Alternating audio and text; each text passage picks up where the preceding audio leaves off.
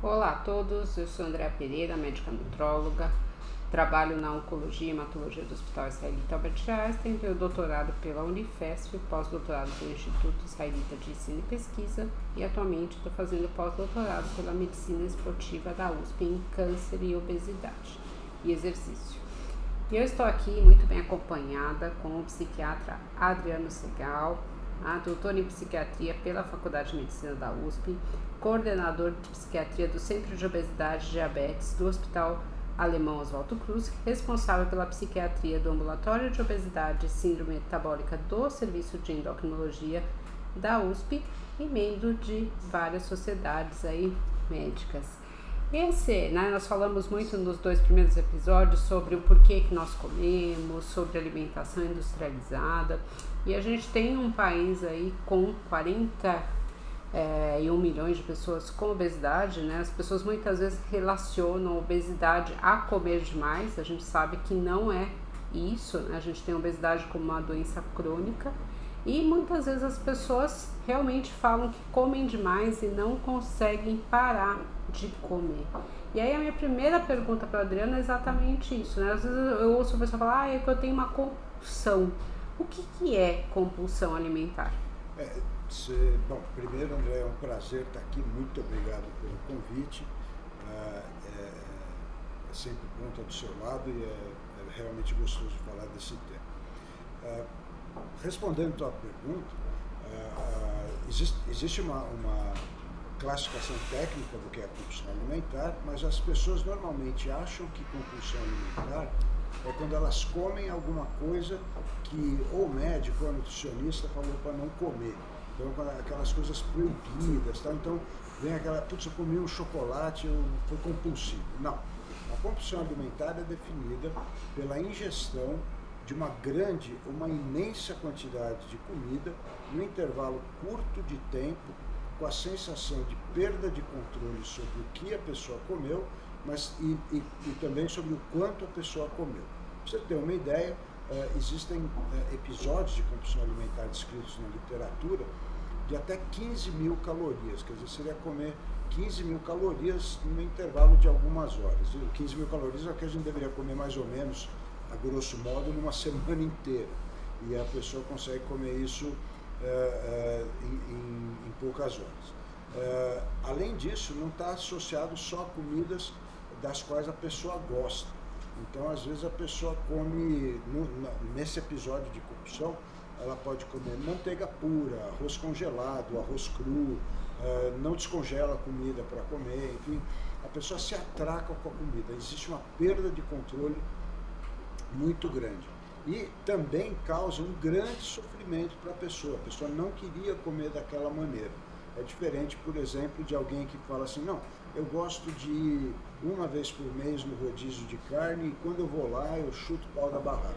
Não é isso. Nessa situação a pessoa também come uma grande quantidade de comida, mas ela queria comer dessa maneira. É esperado que ela coma dessa maneira numa situação onde ela baixa a guarda de propósito. Na compulsão alimentar, isso acontece sem que ela queira comer dessa maneira. O episódio de compulsão alimentar está presente numa variedade de quadros clínicos na psiquiatria. Então você tem vários transtornos alimentares que têm o episódio de compulsão alimentar e você tem também o transtorno da compulsão alimentar, que não é só o episódio de compulsão alimentar, tem outros critérios diagnósticos, a gente pode comentar mais para frente, mas é um quadro, é um sintoma que a gente vê em vários quadros psiquiátricos, o episódio de compulsão alimentar. Eu acho que você tocou num ponto fundamental, né? Não é quando a pessoa vai, por exemplo, num casamento, numa festa e acaba comendo muito, bebendo, é algo bem, né, fundamentado. E a pessoa, para quem está nos ouvindo e se enquadrou aí nesses critérios do Adriano, super importante procurar ajuda, procurar um profissional, porque isso é tratável, né? Então dá para tratar. E muitas vezes a compulsão está associada ao aumento de peso, porque realmente é uma ingestão muito grande de calorias e se a pessoa tiver uma série de fatores aí, né, que levam à obesidade, então você pode ter isso também. Agora na pandemia, Adriano, a gente viu muitas pessoas terem crises de ansiedade, né? Se falou muito de saúde mental e muitas vezes o que eu escuto é assim, doutora, o que eu como por ansiedade. Não é assim porque eu tô com vontade de comer. Nas horas que eu estou ansiosa eu como. Isso é real? A pessoa come mais quando ela tem ansiedade? Eu queria que você falasse um pouquinho do que é ansiedade, porque às vezes a pessoa também não sabe. Normalmente as pessoas também usam o termo de uma maneira não muito técnica, o que é razoável, né? Que é normal, são pessoas que não são técnicas na área, mas a ansiedade é um quadro onde você tem uma sensação de inquietação, de agitação, de hipermotividade ou hiperatividade, né? Com a sensação de que alguma coisa ruim está para acontecer. Então, na natureza, quando que a gente fica ansioso? Quando a gente está fugindo do nosso predador ou quando a gente está correndo atrás da nossa comida. Então, não é muito adaptativo, não é muito esperado que a gente sinta fome nessas situações. Se eu tiver com o meu predador atrás de mim e eu sentir fome para comer, provavelmente eu vou dar uma morrida. Então não é uma boa ideia, isso não teria sido selecionado dessa maneira. As pessoas acabam comendo mais em relação a emoções negativas, mas não necessariamente em relação à ansiedade. Então, quando a pessoa fica triste, ela pode comer mais, quando ela tem...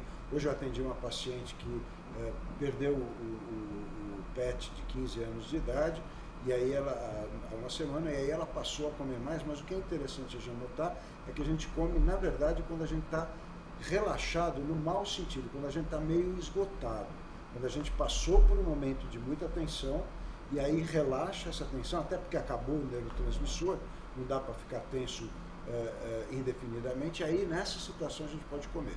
Um exemplo que os telespectadores, eu não sei qual é o termo bacana, os internautas, vão lembrar, é quando a gente está fazendo vestibular. A gente leva chocolatinho, aguinha, salgadinho, bababá, mas a gente só vai comer essas coisas todas depois dos 40 minutos que a gente está na prova, que é quando acaba o estoque de noradrenalina. Enquanto a gente está no pico, na ansiedade, a gente não tem vontade de comer um chocolate. A gente vai fazer isso depois. Então, na verdade, existe uma coisa que chama comer emocional, que é quando tem um desbalanço das emoções, pode haver um aumento de digestão alimentar, mas isso não é igual a comer por ansiedade. A ansiedade é uma agitação com a sensação de que alguma coisa ruim vai acontecer, que é diferente, por exemplo, da expectativa. A gente fica do mesmo jeito inquieto, agitado, mas a gente tem a sensação de que alguma coisa boa vai acontecer. Então eu vou para as férias, eu vou viajar hoje, eu vou naquela festa que eu queria ir, a gente também fica meio inquieto, mas a sensação é boa. É diferente da ansiedade, onde a sensação é de que algo ruim vai acontecer. Eu acho que assim, né, a gente tem vários motivos aí para a crise de ansiedade, de estresse na vida moderna, né? A gente está conectado o tempo inteiro. Eu sempre falo isso para os pacientes, que hoje, para você fugir do estresse, acho que só se você for para um lugar deserto sem internet.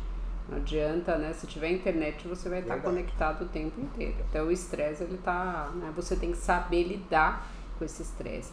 E a gente sabe, né, que a comida, ela tem um fator aí de conforto, né? Ele está muitas vezes relacionado, a gente tem uma comida preferida, geralmente essa comida preferida, ela está relacionada a uma lembrança feliz. Então, alguma coisa que te remete a algum parente, né? A sopa da avó, alguma coisa que o avô fazia, ou que a mãe, ou que o pai. Eu trabalho com câncer, a gente vê muito isso em câncer. As pessoas têm essa... Né? Essa semana mesmo uma paciente falou pra mim, nossa, eu lembrei da groselha que meu pai me dava. Então, assim, dentro desses momentos de gravidade. E aí eu ia até te falar isso, né? A gente ouve muito isso do ponto de vista fisiológico, né? A gente tem realmente uma liberação de substâncias dependendo da comida, né? E a gente tem uma sensação de bem-estar que pode, geralmente, quando ela está relacionada à comida, ela dura pouco, por isso que você acaba indo atrás de novo disso. Em termos psíquicos, a gente tem isso também? A comida traz esse bem-estar? Traz, não tem nenhuma dúvida, né? Quando você experimenta, ou quando você tem uma comfort food aí, como você falou, ou quando você experimenta uma comida da qual você não conhecia, mas você começa a gostar muito, você tem um print dessa sensação.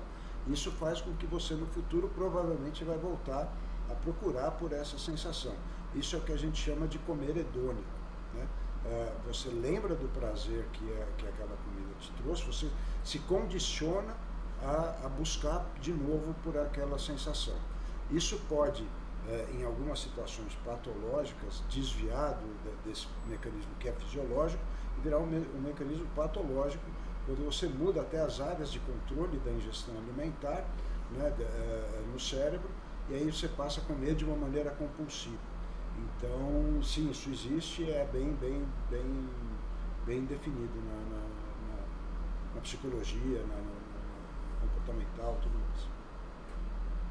E uma coisa que eu acho que é importante, a gente falou de ansiedade, mas a gente não falou de depressão, né? A gente sabe que depressão aí é algo que tem se falado muito, a gente tem visto aumento da depressão.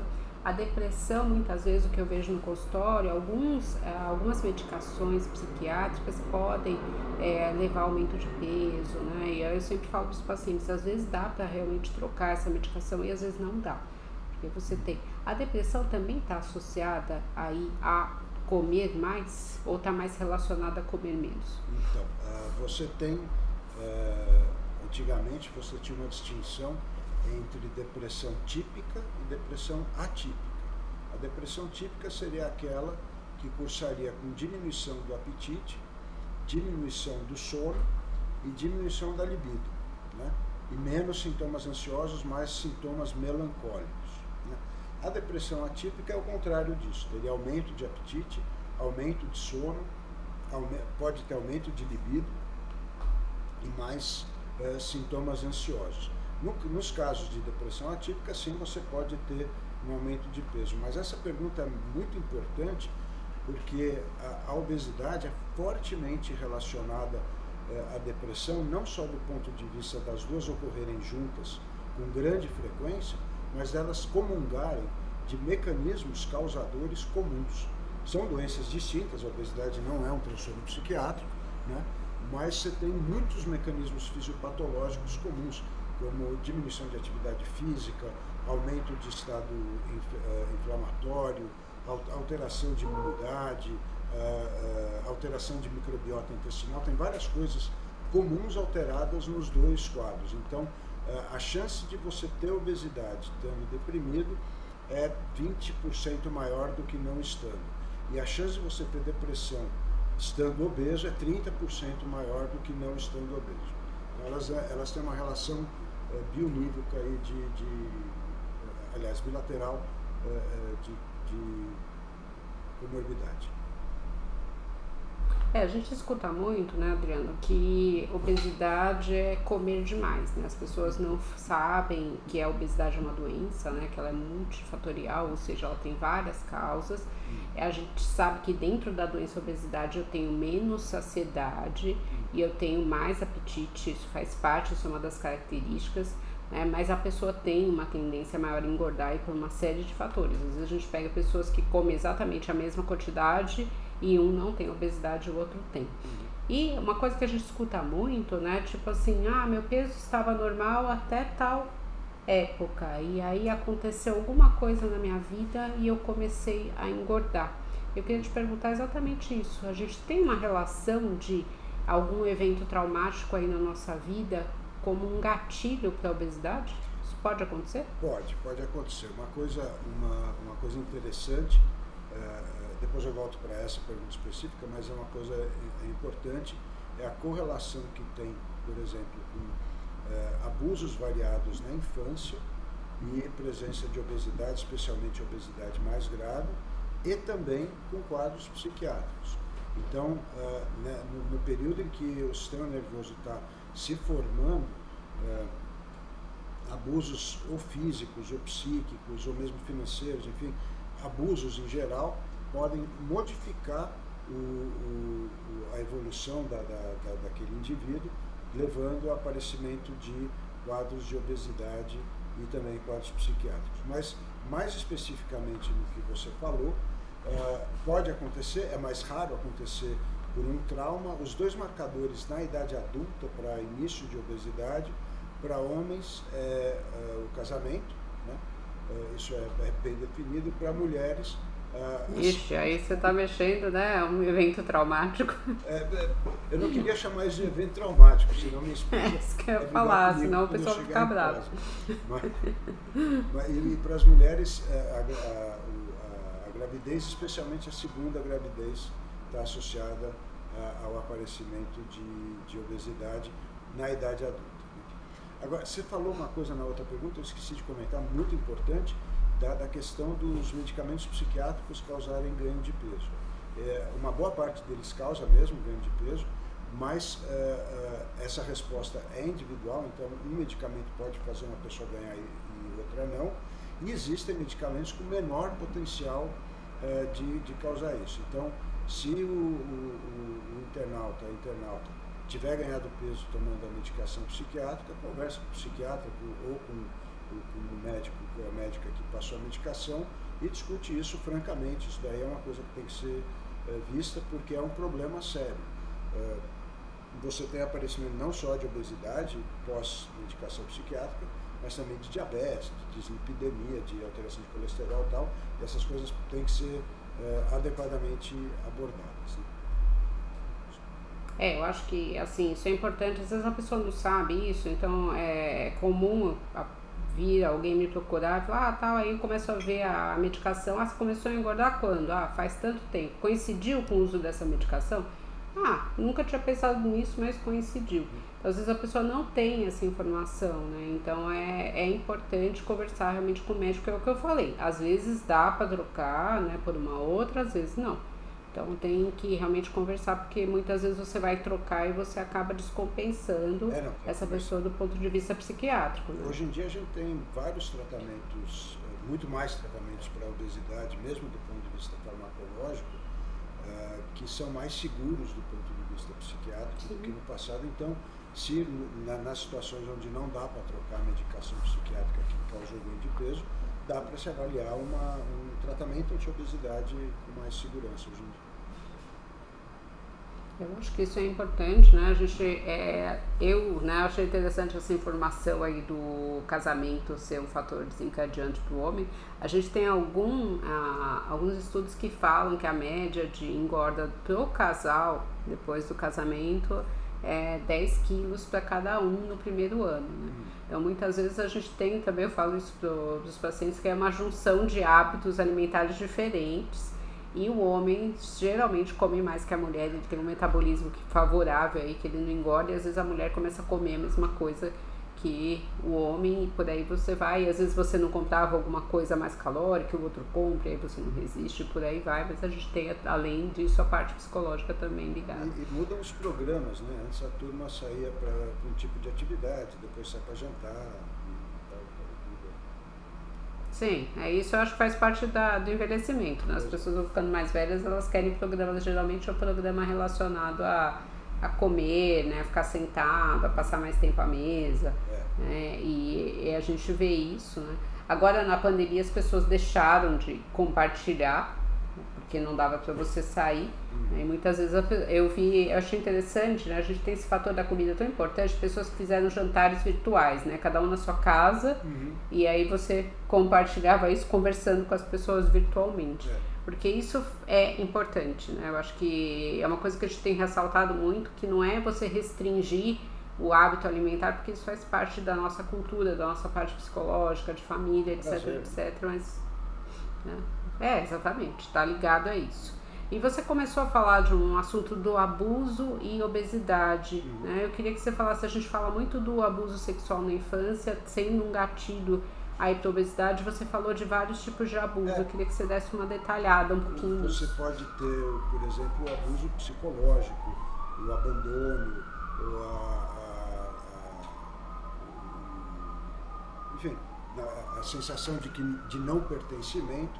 Isso está associado ao aparecimento de quadros psiquiátricos e também de obesidade, não só o abuso sexual. O abuso sexual é bem bem conhecido para obesidade, para transtornos alimentares e para outros transtornos psiquiátricos, transtornos de estresse pós-traumático, quadros depressivos, ansiosos, enfim, abuso de drogas e tal, mas também os outros abusos têm um relacionamento direto com isso daí. Provavelmente porque isso ativa mecanismos de defesa que não iriam ser ativados normalmente, mecanismos epigenéticos, não só psicológicos, mas também epigenéticos e às vezes até de neuroanatomia cerebral, que modificam os mecanismos de equilíbrio clínico e psicológico dessa pessoa.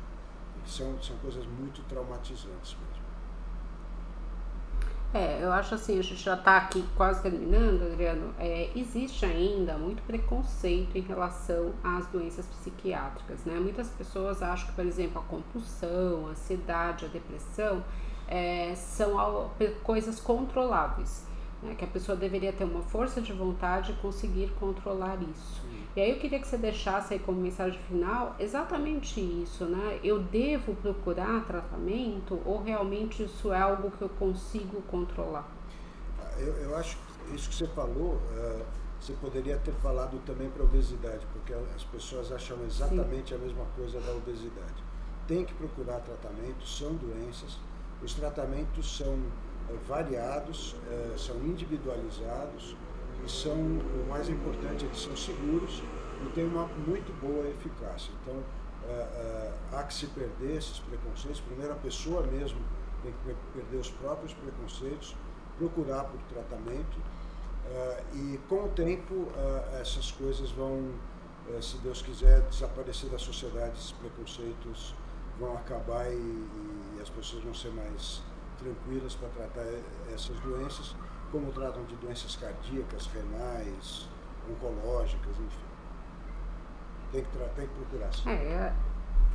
Não, sim, acho que sem dúvida, né? Eu acho que para quem está ouvindo aí se enquadrou em alguma desses quadros que a gente falou, não tenha vergonha de procurar ajuda, isso é necessário, a gente tem remédio para isso, e muitas vezes o remédio é para sempre. Às vezes a pessoa acha, não, vou tomar um pouquinho e vou melhorar, às vezes dá para tirar, às vezes não dá, isso se enquadra também para a obesidade, né? A gente tem falado tanto disso. Então são os preconceitos que a gente tem na área de saúde e muitas vezes a pessoa acha que é algo de força de vontade, não é. A gente tem que entender que realmente são doenças.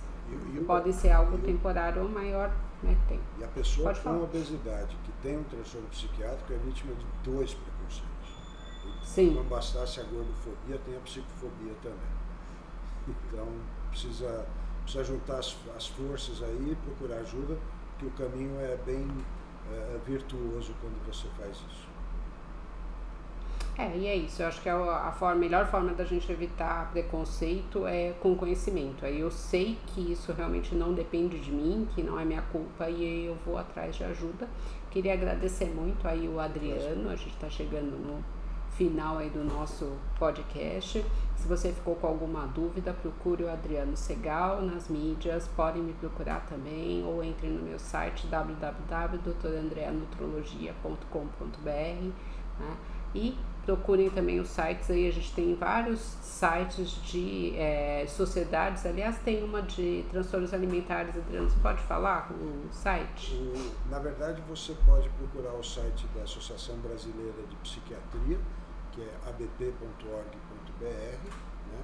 Tem o Departamento de Transtornos Alimentares lá, tem o site da ABESO, que tem também um Departamento de Transtornos Alimentares, tem os sites do Instituto de Psiquiatria do HC, tem o site do Grupo de Transtornos Alimentares da Unifesp, tem vários sites. Se você colocar transtornos alimentares ou transtornos psiquiátricos, vai ter um monte deles, e procura sempre aqueles que forem ligados a centros de formação, universidades, faculdades, etc., e aqueles que forem chancelados por organizações como a ABESO, a Universidade de Paulo, enfim, toda a Universidade do Brasil e tal. São sites muito bons para você se informar e procurar por ajuda. Tá joia, gente, procure ajuda, tenha conhecimento, sempre conhecimento embasado cientificamente, por isso que a gente está pedindo para ligar, procurar sites ligados a essas associações.